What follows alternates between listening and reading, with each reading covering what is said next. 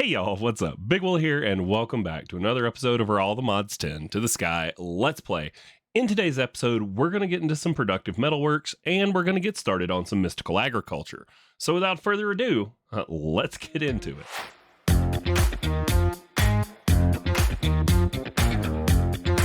Oh my gosh, how do I have 31 levels again?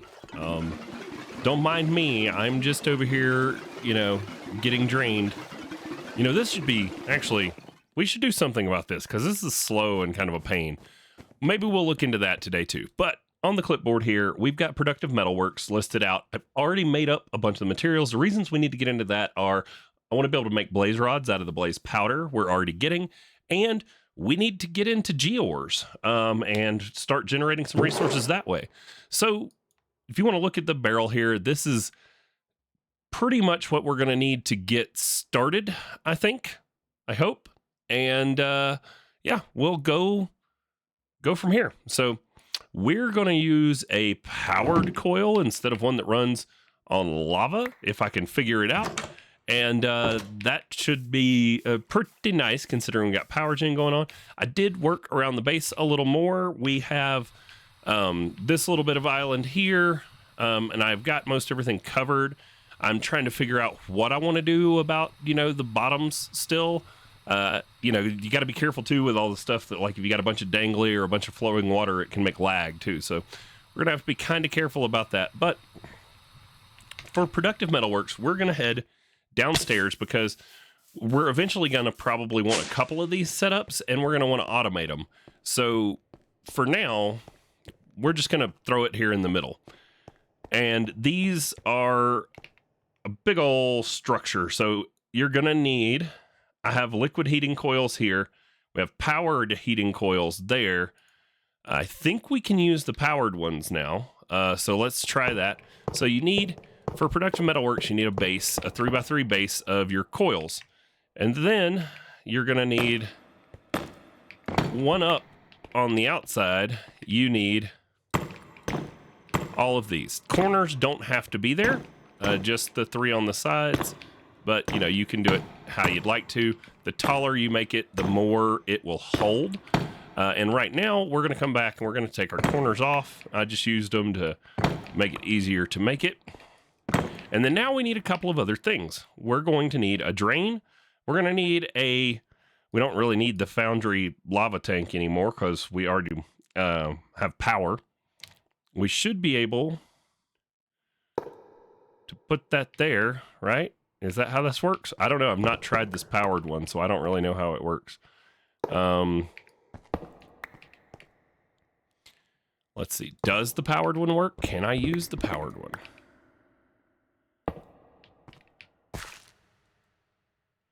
Oh, it might not connect until we put it on until we put a controller in. So we need the foundry controller. It can go on any side. We're going to put it right here. Let's see if that connected now. Is it? No. All right. We are still missing some things. We need a drain. Foundry tank, a drain. That is lit up now. I wonder what the deal is with that. Yeah. It says 0 FE temperature 1500 C. All right, looks like we're good. So we could make this a little deeper. Let's do that.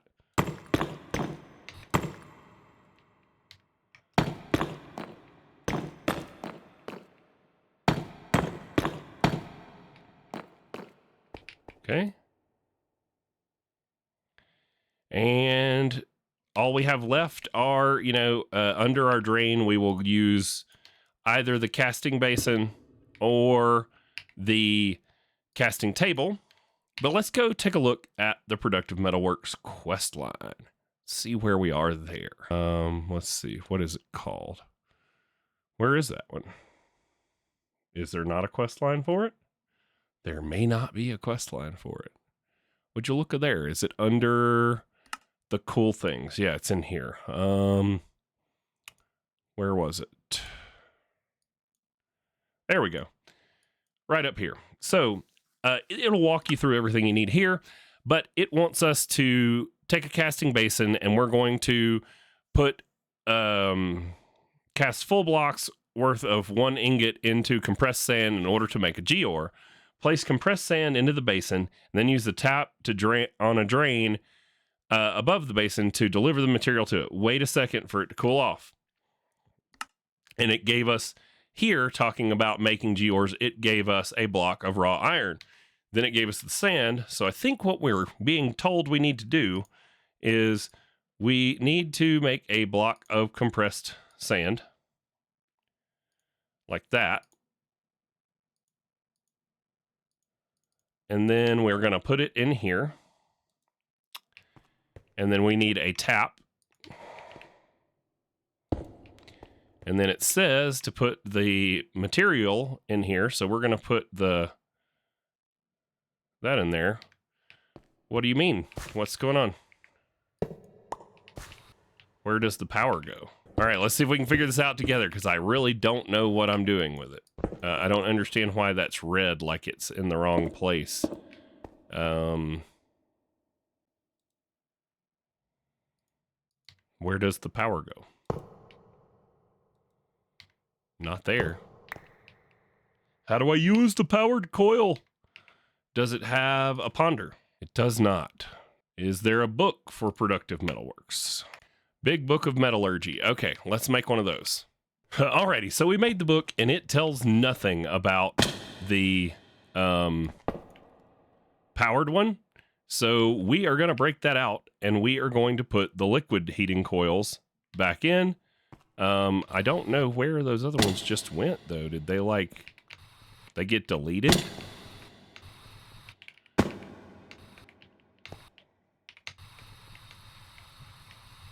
All right, so liquid heating coil. Here we go. And then we're going to move our tap, because the book does show something kind of cool about the drain.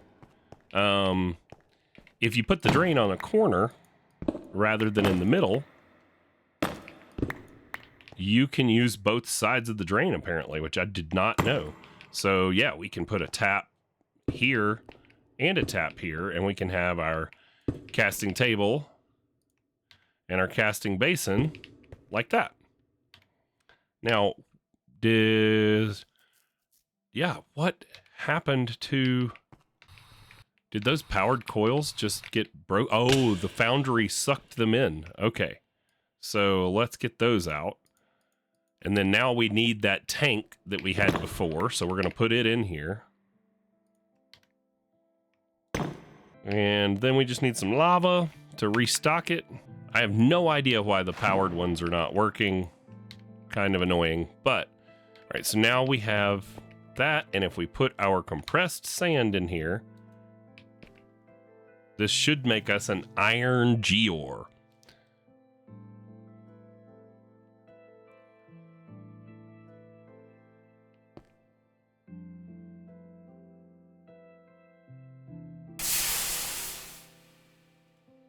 There we go.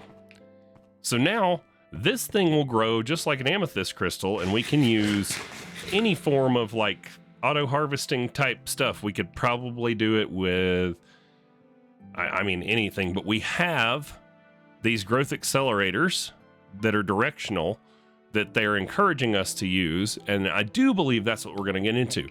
I'm not going to work on setting these up because I do not have any idea how to use them yet.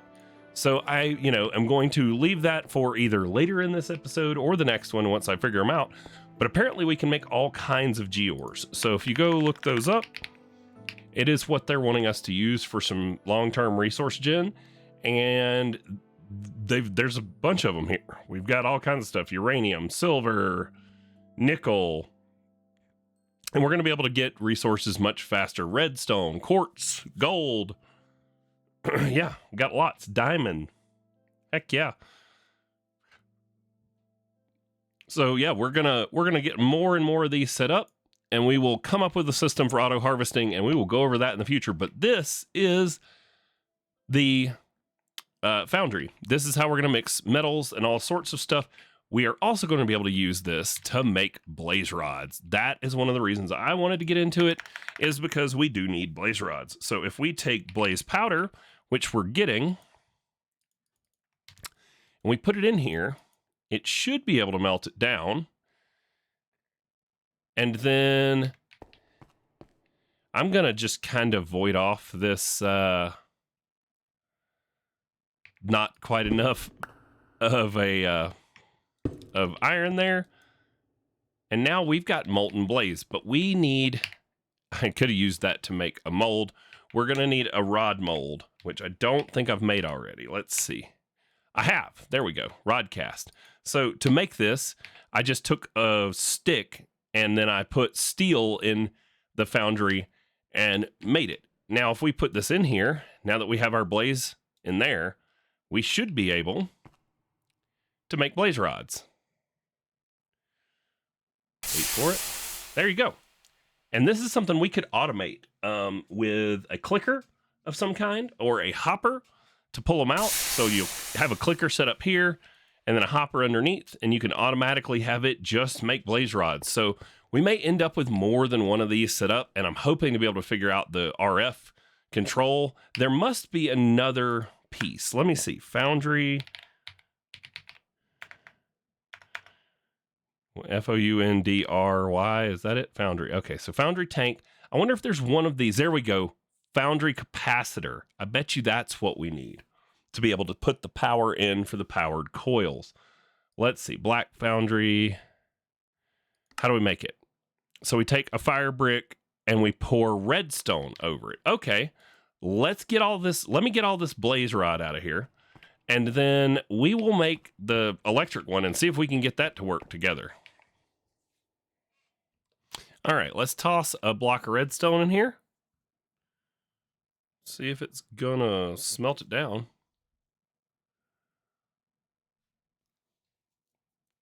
There we go. Looks like we're like one dust short.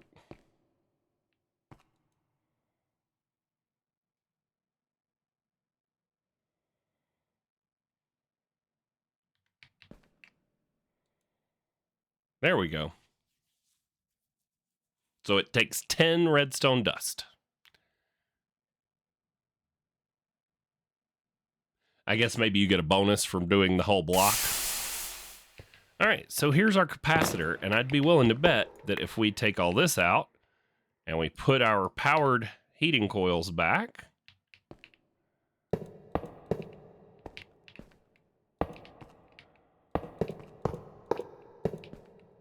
and then we put our capacitor here, and then now if we were to put a point on it,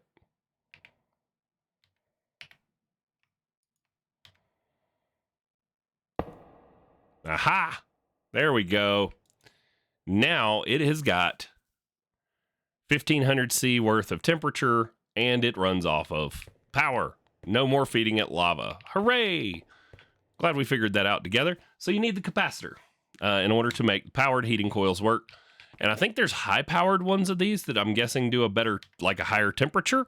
But we'll get into those if we need it. And that gets us our foundry. We can make gears of all kinds. Ooh, it gave me 2 extra iron ones. So that'll be nice. Let's see. The only difference, budding amethyst or certus will grow. The crystals can be mined off of the budding geode and can smelt them into an ingot. Any block that boosts the speed of amethyst will also speed up geodes. Cool. So that's those growth accelerators we were talking about. So probably next time, just because I didn't plan for it, we will get into setting up our geodes, but we got our blaze rods made, which is huge. Now, I was having some fun looking at things, and I saw that we have this block. I think I saw it on Chosen's video, where we can camouflage pretty much any block. And this stuff is called camo block. And what you do is you take whatever you want it to disguise as. So let's say we wanted to mask something and make it look like a fire brick, right? Well, we can use this camo block fire brick to hide pretty much anything. So like if we were to head downstairs, and so you'll see here, there's some dirt right here. Well, that's actually camo blocks over an item pipe. If we wanted to hide some item pipes or something, so like here, we right click the camo block, and now it looks like a fire brick even though it's fluid pipe.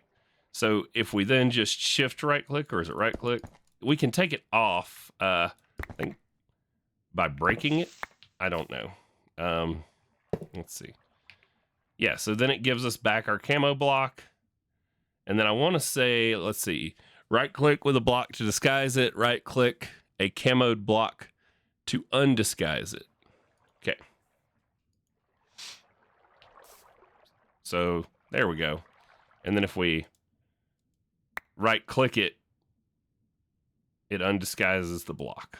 That's fun. You can hide your stuff with your camo blocks, and then, like, you know, right there, it still looks like dirt, even though there's an item pipe under there. Awesome. Next.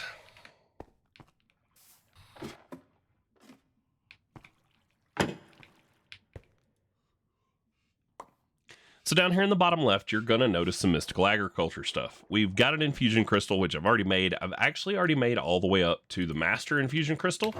I just did that off camera to help save us time, so you didn't have to watch me do it.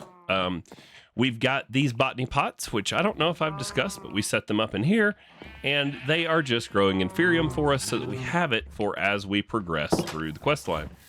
All the stuff that was in the barrel is what you're going to need to get started with mystical agriculture, and we need, at Mist, we need an infusion altar, and we need 8 pedestals.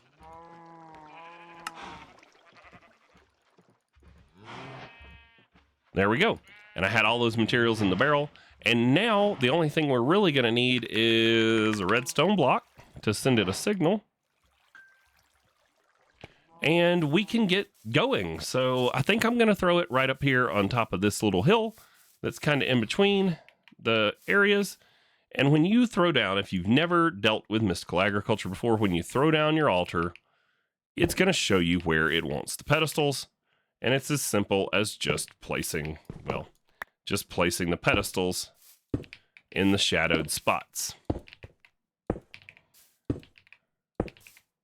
And then this needs a signal to activate, so we are going to put a redstone block under it, and that will always activate it. And one of the first seeds I wanted to make was the dirt seed. So it takes 4 pieces of dirt, 4 inferium essence, and a prosperity seed base. Once you have that in there, if you've got the redstone under it, it's going to start crafting automatically, and presto, now we have a dirt seed. So also in the barrel was a stone seed, which we got for free from a quest reward, and then the infusion crystal. So the infusion crystal is how you get your higher tier essences to make higher tier materials. So what we'll do is we will look up infusion, and this pack uses the tiered version of mystical agriculture, where you have to use each tier to do the next tier. So for this first one, if we put it in here and we grab some inferium and we come around it like this, it should, in theory, craft the next tier, but it's not showing as a recipe. So we're going to have to make the inferium crystal, which is right here. I don't know what this one can be used for if it's not used for that, but, you know, we will let it slide. So you're probably going to need a couple of the inferium tier. I know I did to get all the way up to my master infusion crystal. The best part about once you get to the master is you don't have to worry about tiers. So this one will only combine inferium into prudentium, and you can basically just use it till it's gone. And then now if we look for crystals, you'll notice that we've got a few still here in storage, along with a master infusion crystal right there that is unlimited. Now here is our prudentium one that's got a little bit of life left on it. So we'll just go through the process together so that you guys can see it. We'll use that until we are out of prudentium. There we go. And then now tertium. And we'll take the tertium and combine it. into Imperium, and then we'll take the Imperium, combine it into Supremium. And Supremium, I do believe, was the tier that we used for the Master Infusion Crystal. Nope, it is Insanium. So then to get your Insanium, you take your Supremium Crystal and you wrap it the same way. And now we have Insanium Essence. You'll need 4 of those in order to make your Master Infusion Crystal, which takes the Supremium in the middle, and then the Master Infusion Crystal can be used for all the tiers. So if we wanted to just craft up everything we have, we can go Inferium right here, and this thing has unlimited uses and works for all the tiers. So we can just shift click our way through until we have a whole inventory full of Prudentium.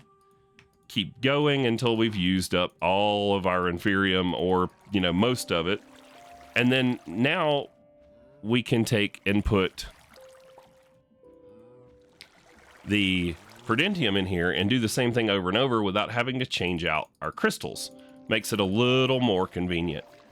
So that covers us getting into mystical agriculture and getting some seeds going. But now what do we do with them? Let's grow them. So what I've already got set up right here is I have this storage controller set up, and I've got some botany pots that don't have anything in them. I did go ahead and make up Insanium farmland just to make them faster. And we're going to toss the stone seed that we got for free in there. And we're going to toss the dirt seed in there. Now, you'll notice this one that I've got growing beetroot has nowhere to go because we have not made a drawer for it on the drawer controller, even though this is linked. So what we need to do is any of the stuff we're going to grow, we need to come make space for it in our storage wall. So I've got some spots down here. I think we even got one that's got a void upgrade on it that has extra room still. Yeah, right up there. So we're going to put beetroot seed up there with those deep slate, or those pebbles. And then once it gets 512, it'll just start voiding those off. And then beetroot, on the other hand, we do probably want to keep a good bit. So we've got this drawer here with the echo shards. We're going to put that in there. And then this definitely is going to need a void upgrade because it will fill up. And we don't, we want it to, void off the excess. Or do we? Yeah, we do. So all I'll need to do is once we get stone essence and dirt essence in there, I'll need to come set a filter for those by putting them in a drawer. And that will give us unlimited access to stone essence, dirt essence, and whatever else we may decide to grow. So there are some other things that are growable in here, even though the recipes are kind of limited. There are still some things that we're probably going to want to grow with mystical agriculture. Let's go ahead and accept our quest rewards. Like I said, I got some seeds for free earlier. That was pretty nice. And we didn't get any more seeds that time. But as you can see, there's stuff we're going to want. I'm going to want the dye seed wherever it is. I think it's right there. Yeah, we're going to want dye. We're probably going to, we're going to want all of the water and air. We're going to want nature. Because that allows us to craft all sorts of stuff. So I'm going to get some seeds going. Probably not going to walk you through all of them every time. And we might make some mob seeds too, so that we don't have to listen to the sheep and the cows, because we can just craft everything we need from them, from those essences. But that is its own little process that takes a little while to get through. So we're going to save that one for another day. Let's go look at the clipboard and see if there's any low-hanging fruit that we could tackle. I do think we need to go to the Nether, which was on here. So productive metalworks, blaze rods, gears, mystical agriculture seeds, infusion crystals. We went over all that. Cool. Yeah, man. Marking some stuff off. Let's go take a look at the Nether, okay? And then I think we're going to wrap it up. So in the Nether, as you guys know, it's a void. Well, there are Nether fortresses. So in between, I went and found one and put us a waystone here. Now, this is the only way to get mob spawners. So we're going to want to come back with like a cardboard box or some silk touch.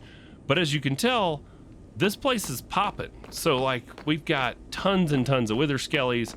We're going to have tons of blazes for, when we're here more than about 10 seconds. And now we have access to all of those. Oh God, why is he mad at me? I didn't attack anybody. Okay, well, let's get out of here for now, but I just wanted to show you that nether fortresses do exist, and, you know, we have access to one in the nether now.